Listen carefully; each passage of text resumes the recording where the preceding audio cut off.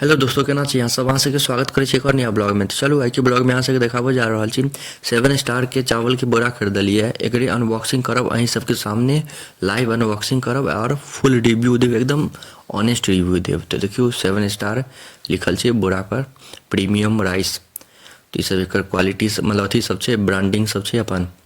आगू पीछो दिखा दै छी की सब लिखल छै। देखियो 7 स्टार लिखल छै, ई हरियर मार्क साइन, इमहर प्रीमियम राइस, ये सब लिखल छै।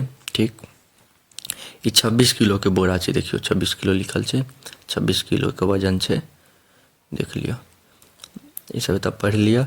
ये हमारा बोरा पड़ल यहाँ के 1100 के, 1100 में 26 किलो के बोरा छै, 26 किलो के पड़ल। तो चलो अब एकरा अहाँ सबके खोल के देखाबै छी।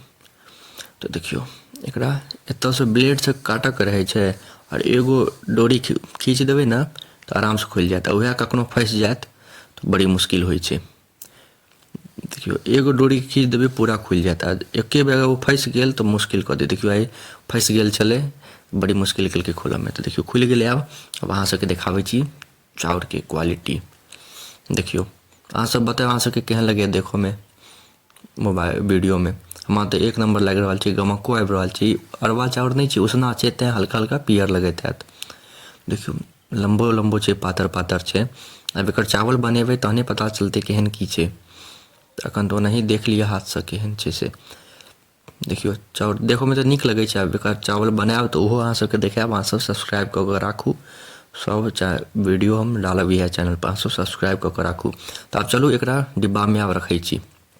देखियो डिब्बा दूगो खाली कऽ देलिए पहले, एहिमे देखै छियै एहिमे भरि जेतै तो फिर दोसर डब्बा में रखबै। एकरा खाली ठीक से धरबै, नीचा नहीं गिरै के। कीमती छै ने, 1100 के देलकै, 26 किलो ठीके छै, रेटो ठीके है। अगर अहाँ सब खरीदऽ चाहै छी तो खरीद सकै छी, एहन कोनो खराब नहीं छै। एहिसँ पहिलेओ हम चाउर एकर खरीदै छी 7 स्टार, तो बढ़िया लगै छै खाय में, कोनो खराब नहीं लगै छै, नीक छै। 1100 के रुपया के हिसाब से नीक चाउर छै। एहिबेर खाली बोरा के पैकिंग अथी बदलि देलकै, नया पैकिंग केलकै। ओना चाउर हरबे में 7 स्टार खाइ छियै। तो देखियो अभी डब्बा भरि गेलै। अब दोसर डब्बा के भरब, एकरा साइड करै छी। दोसर डब्बा नहीं छी, देखियो दोसर डब्बा लऽ एलियै। अब एकरा भरै छी। ई पूरा नहीं भरतै, एगो तो पूरा भरि गेलै, दोसर पूरा नहीं भरतै। अब कमे छै ना, 26 किलो रहै छै। तो देखियो अइयोमे बढ़िया से ढारि लेबै। और एकरा चावल के हम रेसिपी सेहो बनायब आ बतायब केहन बनलै, की बनलै, केहन चावल एकर बनै छै, भात केहन बनै छै। तो अहाँ सब सब्सक्राइब कऽ के राखू, सब वीडियो हम अहाँ सबके डालब इएह चैनल पर। अहाँ सब सब्सक्राइब कऽ के राखू, जे वीडियो डालब तो तुरंत अहाँके पास नोटिफिकेशन बेल नोटिफिकेशन आबि जाए। तो अहाँ सब सब्सक्राइब कऽ के राखू, अहीं सबके सपोर्ट से हम सब आगाँ बढ़बै। अहीं के एगो लाइक, एगो सब्सक्राइब, एगो कमेंट, एगो शेयर से हम बहुत मोटिवेट होइ छी। तेँ अहाँ सब कनी सपोर्ट देखबियो। देखियो दुनू में बढ़िया से भरा गेलै, एकरा आराम से राखि देबै बस। अब जते दिन चले, 3 गोटा के आश्रम छै, एहिमे अब जते दिन चले चाउर 26 किलो 3 गोटा में छै। हम कनी चावल कनी कमे खाइ छी, रोटिए ज़्यादा खाइ छियै। तब देखै छी कते दिन चलै छै।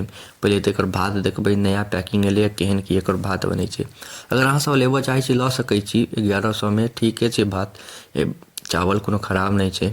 तो अहाँ सबके एते देर तक देखऽ के लिए धन्यवाद। नीक लागे तो लाइक, कमेंट, शेयर, सब्सक्राइब जरूर करब। मिलै छी अहाँ सबसे अगला नेक्स्ट ब्लॉग में, तब तक के लिए धन्यवाद। जय हिंद।